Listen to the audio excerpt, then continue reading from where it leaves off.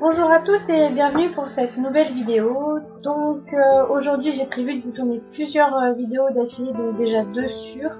Enfin si j'y arrive, si mon logiciel veut bien fonctionner. Donc si vous me voyez avec la même tenue sur deux vidéos, c'est tout à fait normal, c'est parce que j'ai enchaîné avec les deux. Donc nous allons commencer tout de suite avec l'update lecture, donc le dernier avant de commencer au début du mois de novembre. Alors j'ai commencé avec Le Retour de l'Oiseau Tonnerre, le tome 1, l'éveil de Anne Robillard aux éditions Michel Lafon, donc sa toute nouvelle série, une couverture magnifique. Voilà. Le travail dessus a été vraiment, enfin voilà, elle est sublime, en vrai elle est encore plus jolie. Donc je me faisais une joie de lire ce roman parce que franchement les retours dans le temps et retrouver Anne Robillard, c'était quelque chose qui me plaisait beaucoup et finalement j'ai été déçue de ce livre, enfin ça a été une déception tout simplement parce que j'ai trouvé que Anne Robillard mettait les idées les unes sur les autres sans forcément les lier et que du coup les actions arrivaient trop vite, tout comme Logan, le personnage principal, qui est assez conventionnel et qui ne croit pas au fantastique. Il accepte trop vite sa condition. Dès qu'il rencontre la voyante qui va l'aider, il accepte son état en fait, et j'ai trouvé que ça arrivait beaucoup trop vite. Malgré ça, j'ai beaucoup aimé les voyages dans les vies antérieures parce que c'est quelque chose que j'apprécie beaucoup. Et j'ai surtout été touchée par une de ces vies antérieures où Logan est un jeune adolescent. Donc cet adolescent m'a beaucoup touchée par son parcours et ce qu'il devient et comment il évolue. C'est vrai que chaque vie antérieure a quand même un message particulier qui est expliqué par la suite par ceux qui lui permettent justement de visiter ces vies antérieures. Mais personnellement, je ne poursuivrai pas cette série parce que je n'ai pas du tout accroché. Je l'ai lu parce que c'est quand même assez intéressant à suivre, je dirais pas prenant parce que c'était pas trop le cas avec moi, et d'autant plus que la fin de ce roman, c'est pas, ça donne pas forcément envie de lire la suite. Enfin, on lit le dernier chapitre et on se dit bon d'accord, ok, si tu veux, voilà, c'est pas une fin où on se dit oh là là, il me faut la suite absolument. Enfin pour moi en tout cas ça n'a pas marché dans ce sens-là et c'est vraiment dommage parce que c'était une idée de base qui était très intéressante et qui, malgré ça, ne m'a pas du tout accroché. Donc je suis un petit peu déçue de cette lecture, mais bon, c'est comme ça arrive, il y a toujours des lectures un peu moins bien que les autres. J'ai ensuite continué avec une nouvelle, donc deux nouvelles envoyées gentiment par l'auteur. Donc la première, il s'agit de La Gloire écarlate, donc de Fabrice Pittet. Ici, nous suivons un jeune garçon qui voit son village, lors d'une chasse avec son maître, il voit son village être complètement décimé par des bandits, jusqu'au moment où une troupe engagée par le roi essaye de venir sauver le maximum des villageois et de faire fuir ces bandits. Et dès lors, ce garçon n'a qu'une chose en tête, c'est de se venger et aussi de rejoindre cette troupe qui l'a vraiment étonné et subjugué, on va dire ça comme ça. Donc ici, l'auteur nous offre une nouvelle qui prend vraiment au trip parce que l'action est certes présente, mais le côté psychologique et le côté assez, pas gore, mais très psychologique est vraiment très présent. Et ici, les personnages souffrent, dont le personnage principal qui souffre beaucoup, autant physiquement que moralement. Et c'est vraiment une bonne idée de la part de l'auteur, parce que du coup, ça nous plonge directement dans l'histoire. Et c'est vrai que du coup, même si c'est un format de nouvelle et qu'elle est assez courte, elle fait une 60aine de pages, j'ai réussi à beaucoup m'attacher au personnage. Et c'est vrai que l'avoir en roman, je n'aurais pas dit non avec 300 ou 400 pages de plus. C'est vrai que j'aurais pas dit non et je me serais directement jetée dessus parce que l'univers est vraiment bien amené, il est vraiment complet, on sent que l'auteur le connaît sur le bout des doigts. Même en 60 pages, il l'a vraiment bien approfondi, voilà. Et c'est vrai que en format roman, ça m'aurait encore plus plu parce que ça a été vraiment une excellente découverte que je vous conseille évidemment. Donc la seconde nouvelle qu'il m'a envoyée, donc il s'agit de par-delà les ondes. Donc ici on change totalement d'univers. Ici on suit des êtres qui vivent sous l'eau, mais qui ont la particularité de pouvoir aller sur Terre pour se balader, visiter. Sauf que le personnage que l'on suit, donc Elphine, je pense que ça se prononce comme ça, lui par contre n'a pas cette condition-là, cette particularité, ce qui devient vite une tare pour lui, parce que lui il veut qu'une seule chose, c'est de voir la fierté dans les yeux de son père, ce qui n'est pour l'instant pas le cas. Et lors d'une grande soirée où justement les plus jeunes peuvent enfin aller au-dessus de l'eau, il se sent très vite seul, mis de côté, et dès lors, une seule idée lui vient en tête, c'est de trouver la solution pour lui, pour pouvoir aller en dehors de l'eau. Donc il va mettre des semaines, des mois à créer cette invention, on va dire, mais évidemment le destin est toujours quelque part et il décide de lui mettre des bâtons dans les roues à chaque fois qu'il y parvient. Et donc nous suivons justement ce personnage. Donc j'ai bien aimé cette nouvelle, j'ai bien aimé le personnage principal, mais je n'ai pas réussi à m'attacher à lui comme je l'aurais souhaité. Il est très très émouvant quand même parce que il est très déterminé, il sait ce qu'il veut et il sait aussi que cette particularité qu'il n'a pas peut lui valoir quelques soucis et perdre beaucoup de confiance en lui, beaucoup d'amis, beaucoup de proches. Et c'est vrai que le suivre c'était assez intéressant. Donc c'est aussi une série que une nouvelle que je vous conseille et qui aussi je pense aurait mérité d'avoir un roman de plusieurs pages, de plus de pages que 70, parce que c'est encore une fois un univers qu'il maîtrise très bien et donc ça a plu, est vraiment très agréable. Donc si vous avez une envie de lecture légère, courte, enfin légère pour la première c'est pas tellement ça, mais de lecture courte, surtout n'hésitez pas avec ces deux nouvelles, ça vaut vraiment le coup, d'autant plus que les prix sont très très abordables, donc voilà, n'hésitez plus du tout. Ensuite, j'ai poursuivi avec un livre que j'attendais avec une grande impatience. J'avais adoré les deux premiers tomes et là, dès que je l'ai reçu, j'ai pas résisté à le commencer. Donc, il s'agit évidemment de Garder une cité perdue, le tome 2, Le Grand Brasier, de Shannon Messenger aux éditions Lumen. Donc ici, nous retrouvons Sophie Foster, la jeune fille que l'on a découverte dans le tome 1 et qui a elle aussi découvert sa condition de ce qu'elle est réellement. Donc elle est maintenant dans un autre univers, on va dire, elle est plus sur Terre.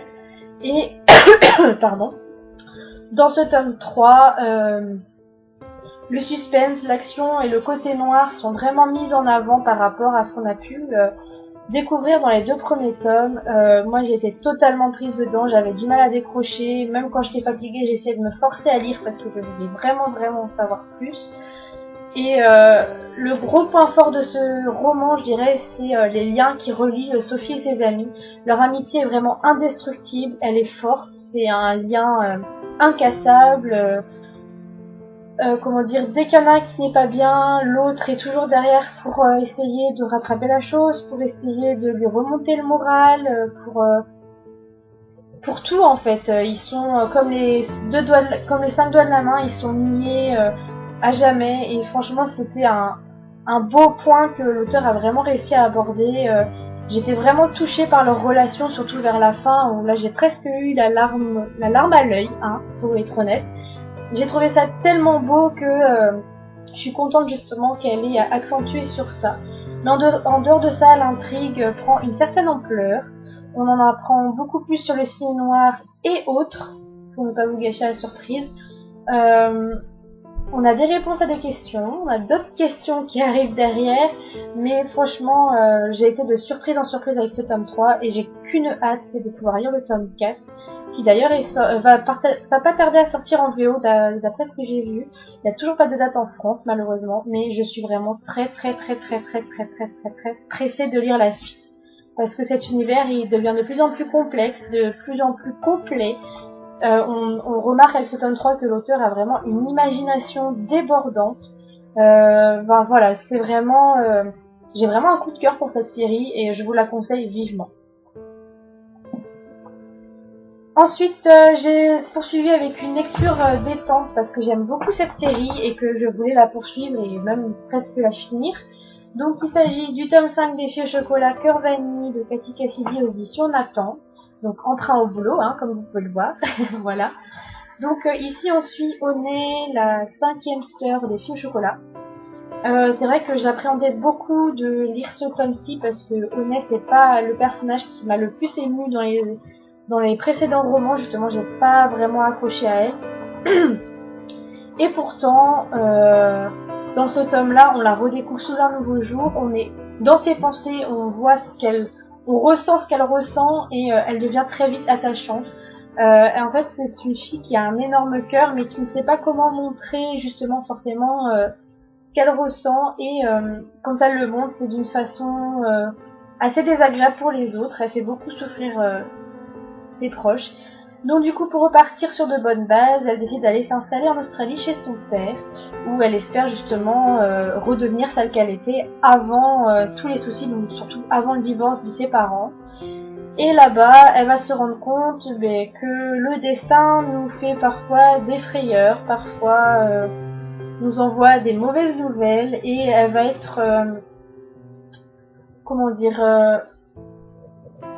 elle va être une des victimes de ce destin justement. Le passé va lui revenir en pleine figure et donc en fait on suit son avancée et comment elle va s'en sortir de ce côté-là. Je ne vous en dirai pas plus parce que du coup c'est un peu la découverte du roman, mais c'est vraiment un 5e tome que j'ai beaucoup aimé. Elle se remet beaucoup en question, elle se fait des amis qui sont là pour justement la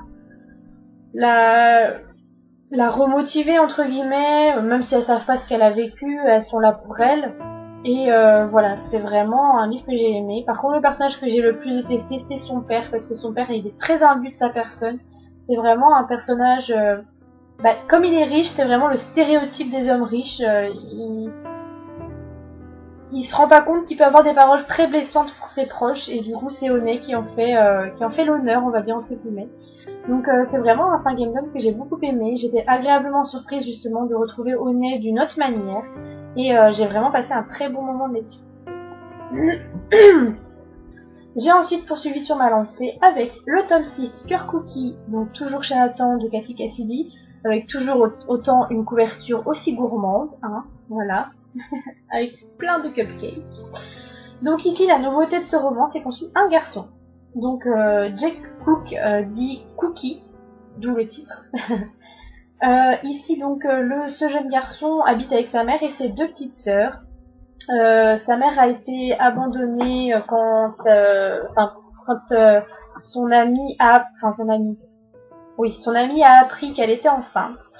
Donc elle a élevé toute seule ses enfants et cette vie ne plaît pas forcément à Jake, mais il s'en contente parce qu'il n'a pas vraiment le choix. Jusqu'au jour où il va recevoir une lettre qui va irrémédiablement changer sa vie.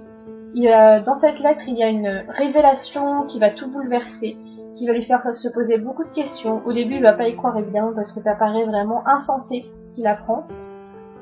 Mais il va forcément se poser beaucoup de questions et un bouleversement va se passer dans sa vie qui va justement le faire partir à la recherche de cette vérité.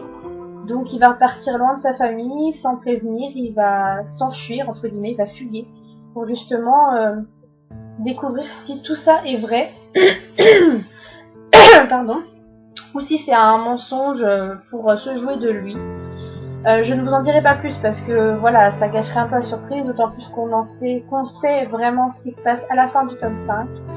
Donc c'est vraiment un tome qui se relie au tome 6. Et donc je ne vous en dirai pas plus parce que voilà, sinon ça gâche vraiment la lecture. Mais j'ai beaucoup aimé Jack, le fait que ce soit un garçon, ça change parce que les autres tomes c'est vraiment des filles.